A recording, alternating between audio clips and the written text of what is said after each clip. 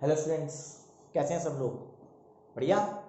अब देखिए, जो मैं आपको बता रहा हूं, पिछली क्लास में हम लोग ने लिया था रदरफोर्ड मॉडल। उसमें अल्फा स्कैटरिंग पार्टिकल के बारे में मैंने बात करी थी। इसके बारे में अल्फा स्कैटरिंग पार्टिकल के बारे में बात करी थी। उसके मैंने आपको कुछ बातें बताई थी कि कुछ रेज आती हैं, सीधी चली जाती हैं, इसका एम्प्टी स्पेस है, कुछ रेज आती हैं डिफ्लेक्ट हो जाती हैं, इसका मतलब आप कुछ है जिससे टकरा के भारी भरकम कोई चीज जैसे टकरा के वो कुछ डिफ्लेक्ट पे एंगुलर, फिर तीसरी आती है वो रिटर्न हो जाती है। कई हजार पार्टिकल में से अल्फा पार्टिकल में कोई एक होता है जो रिटर्न बैक हो जाता है। इसका मतलब वहां पर कोई ऐसे चार्ज पार्टिकल है जो रिपेल कर रहा है, मतलब वो वहां पर क्या है, न्यूक्लियस है। और न्यूक्लियस में क्या होता है, positive charge particle.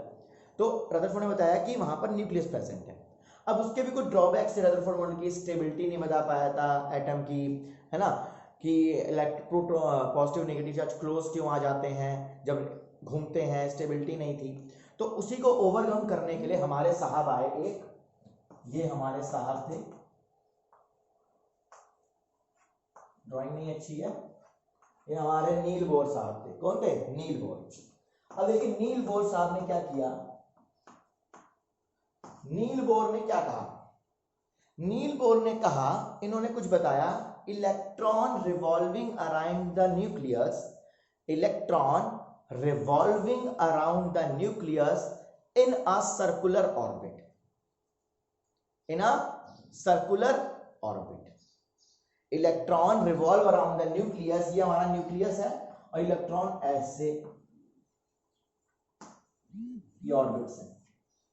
Electron revolve around the nucleus in a circular orbit. और ये ऑर्बिट कैसी थी? डिस्क्रीट थी। कैसी ऑर्बिट थी? ये जो ऑर्बिट है, ये जो ऑर्बिट है, ये कैसी थी? डिस्क्रीट ऑर्बिट थी, डिस्क्रीट ऑर्बिट। और इसको हम लोग स्टेशनरी ऑर्बिट भी बोलते हैं। कौन सी बोलते हैं?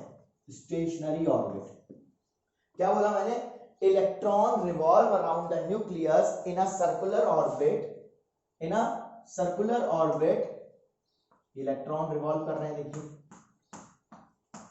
और इन ऑर्बिट्स का इन्होंने नाम दिया के, एल, एम, फिर आएगी एन, ऐसे। और फॉर्मूला था हर्ट्जशेल का 2n²। ये फॉर्मूला आपको याद रखना है। अभी मैं आपको इलेक्ट्रॉनिक कॉन्फ़िगरेशन पढ़ाऊंगा तो आपको यूज पड़ेगा, याद रखिए। तो क्या बोला मैंने? बोर साहब ने, हमारे बोर साहब ने बोला था, इन्होंने रदरफोर्ड में जो जो कमियां थी वो दूर कर दी थी। तो इन्होंने क्या बोला था? इलेक्ट्रॉन जो है वो न्यूक्लियस के अराउंड रिवॉल्व करते हैं सर्कुलर ऑर्बिट में, और वो ऑर्बिट कैसी है? डिस्क्रीट ऑर्बिट, या उसको शेल्स भी बोलते हैं। डिस्क्रीट ऑर्बिट होती है, मतलब डिस्क्रीट मतलब स्टेशनरी ऑर्बिट, रुकी हुई ऑर्बिट। और while revolving around the orbit, while revolving around the orbit, electron does not radiate energy।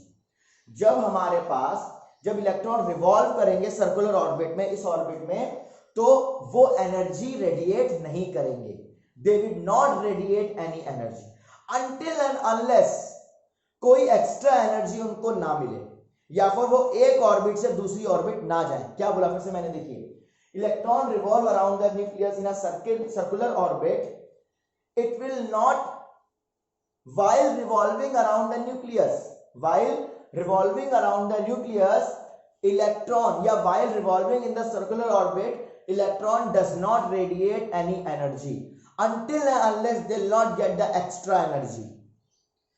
जब उन्हें कोई एनर्जी नहीं मिलेगी एक्स्ट्रा, या फिर एक ऑर्बिट से दूसरी ऑर्बिट नहीं जाएंगे, वो लॉस नहीं करेंगे, वो फिक्स्ड रहेंगे। क्या रहेंगे? फिक्स्ड। ये थे हमारे नील बोर्स की बातें, इन्होंने हमें बताया था। डिस्क्रीट ऑर्बिट में रिवॉल्व करते हैं, स्टेशनरी ऑर्बिट। ठीक है, नोट कर लीजिएगा, इंपॉर्टेंट पॉइंट है। ठीक है, इसके बारे में, नील बोर्स के बारे में सारी रदरफोर्ड में जो कमियां थी उन्होंने दूर कर दी थी हमारे नील बोर साहब ने। ठीक है, अब मैं नेक्स्ट क्लास में हम लोग पढ़ेंगे isobar, isotope and isotone. Isobar, isotope and isotone. आप लोग रिवाइज कर लीजिए, जितना मैं पढ़ा रहा हूं रिवाइज करते जाइए, लिखते भी जाइए, नोट्स भी बनाते जाइए। Okay, bye bye, have a nice day.